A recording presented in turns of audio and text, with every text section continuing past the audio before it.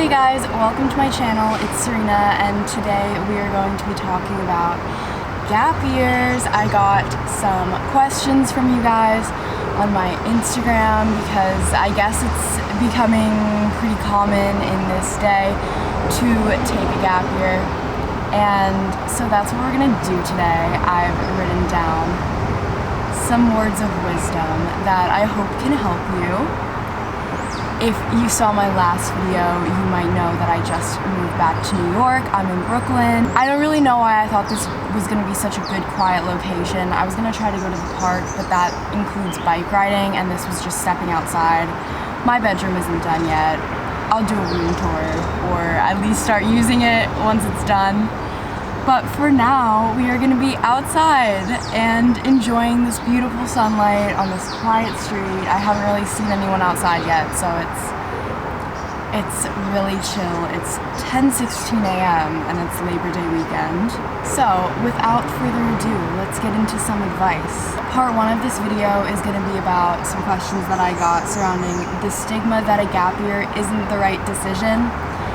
First, I just wanna say there is no right or wrong. I think that you only get one life and you're responsible for your happiness. So you need to make that decision for yourself. You know yourself best.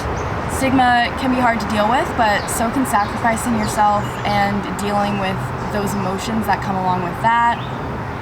I know that it's looking like a big mountain in the moment that you're facing the stigma and everyone else is doing something different from you. But you really need to realize that that is just one moment, and if you feel that this is the right choice, the benefits are gonna far outweigh that tough moment where you kind of questioned yourself and worried about what others thought. Also, the stigma is so totally dependent on culture.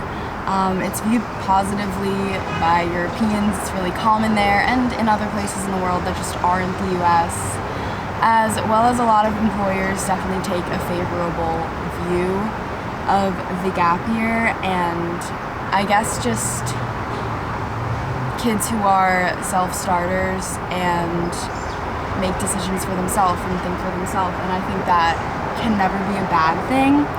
I think I just really want to stress that there's no universal right or wrong. It's all about the culture that you're raised within, and that's where the stigma's at. Like I said, the benefit for you might really far outweigh this moment of pressure. Also, I hear so often from friends and even people that I don't know very well that they wish they'd taken a gap year. So I think you should just do it and stop worrying about what everyone else thinks.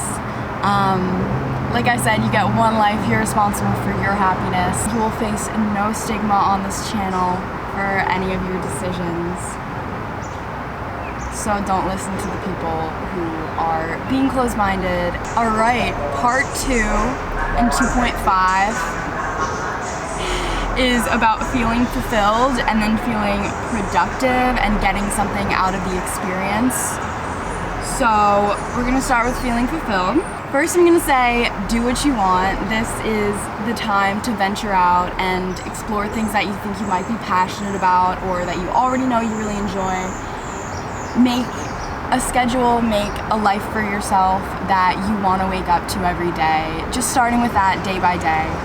Just making sure that whatever you're doing, you're feeling energized by it, not drained, and that's what you want to be doing that day, because what's so special about a gap year is that you get to make your own rules and do the things that you want to do. So making sure that it's things that you really want to do that you're doing. I think if you don't know what you want to do, especially, it's a really good time to journal and reflect and really go deep inside yourself and think about what it is you want, who you are and who you want to be, where you want to go. And I really think that having some kind of journaling or reflection practice is really important in this time off, just to really think about your feelings and, even more importantly, express gratitude. I know especially in 2020 we have been stripped of a lot of the life that we know, and I think that waking up every day and writing down what you're grateful for, as well as the changes that you hope to manifest in yourself and in the world, I think that's a really good way to start the day. Just gratitude and positive energy. If you're grateful, you're probably fulfilled. I cannot stress enough how important expressing gratitude in the morning is for me. I'm actually just realizing right now that I kind of jumped out of bed to film this before the streets got too busy, and so that's what I'm going to be doing next. Just listing everything that you're grateful for, however big or small, is just really going to get you into this growth mindset, and just you're going to feel so good, and it's going to increase your gratitude and fulfillment, even if you're not feeling it exactly when you start writing it down. I promise you that it's going to have a positive effect on you. I just think that being in touch with yourself and your goals and your emotions is really a good way to make sure that you are finding the things that you want to do that keep you fulfilled. And intuitively in your heart, like, just try it, just see how you feel. Don't put any pressure on yourself, just go for it, and wherever you feel the most joy in your heart, that's where you want to be, I would say. And then whether you know what you want to do with your time or you're still exploring, I think that it's a really good time to just have some goals and projects for yourself. Like, really, my YouTube channel is just one big project that I try to keep going on a weekly basis, and it's something that I really love and that I find fulfillment in. I love documenting my life and seeing the changes in it, and I think maybe getting a planner, if you're that type of person too, would be a good idea. Or a bullet journal is great for this time because it's a kind of like choose your own adventure kind of thing, and you make it yourself. I just think you don't have to have some crazy schedule that stresses you out. You don't want to do that. You want to make sure that self-care as well is a priority in this time, and that your little projects are like genuinely passion projects that you are growing and learning from and just enjoying. You gotta be gentle with yourself in this time, because I know earlier I was like, just do it, just take the gap year, who cares about stigma, but you definitely have to be like gentle with your heart, because this really is a big move and you're really paving your own path, and I so commend you for that. But you definitely have to be gentle with yourself. As much as you want to feel productive, I feel like it's a lot of inner growth. I feel like a lot of inner growth is involved and important in taking this kind of life break. So feeling productive, like I said, a planner, you can make a plan and a schedule for your days, even if it's loosely, if you want to. It is easy to use a gap year as a year-long break, but I guess just having a couple daily, weekly, monthly, whatever works for you, goals and projects and ideas that you want to fulfill.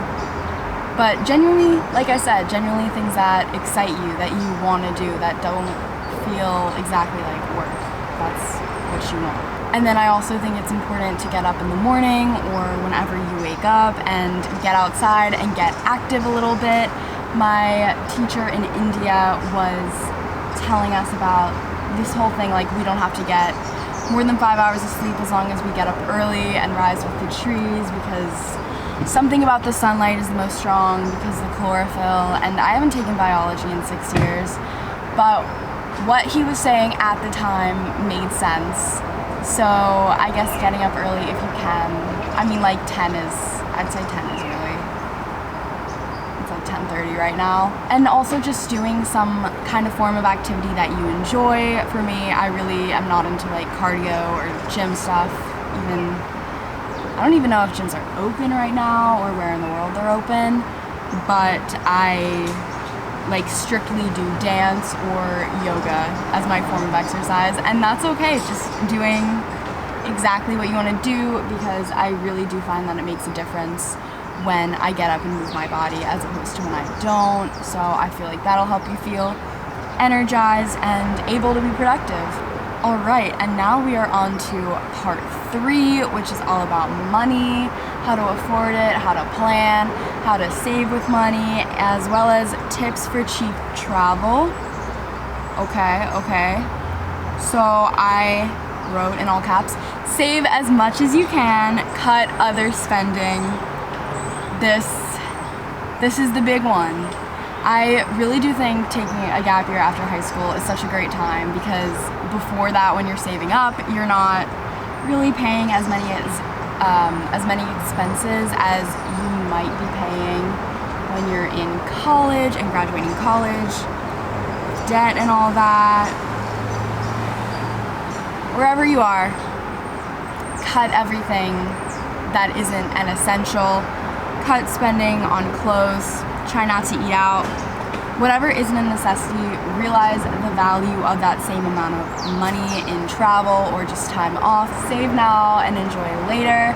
I've definitely been guilty of traveling with not enough money and literally having to go home because you just can't do anything no matter how wishful you're thinking. I'm not really sure about traveling right now. I do have a lot of tips about budgeting, and especially for cheap travel in my gap year, like long-term travel budget planning video. I will link that up here as well as in the description. I'm not really sure what travel is about to be happening in the near future, so definitely refer to that video for more information. Yeah, like I said, just really do your best to save. I am recording, correct? To plan, do research on where you're going, and you're gonna wanna see the cost per day depending on like a low, medium, or high budget, and just estimate how many days that you're going, and multiply that shit, and that's your goal and then some. But yeah, honestly, just being mindful with money and not stressing yourself out, but just prioritizing your time off, I would say, is the biggest tip for this. And like I said before, there's a lot more in-depth money tips in my previous gap year video. And if you have any further questions, whether it's on this money section or anything in this video, please feel free to leave a comment down below or message me, whatever works, and I can totally work on answering your question in a future video. That said, please comment, like, and subscribe to this channel. That would make my day. And please, I will be back next Friday with another video. My Instagram is at @SerinaJanes if you ever want to take part in answering questions that I ask before I film. And I hope that you're having a great day, whether you're planning a gap year or thinking about it. I hope that you're having a great time and not facing too much pressure. I hope that you are all feeling healthy and happy and safe and loved, and I am sending you all the love. I hope to see you next week on my channel, Serina Jane, and that you have an absolutely beautiful day. I will see you next Friday.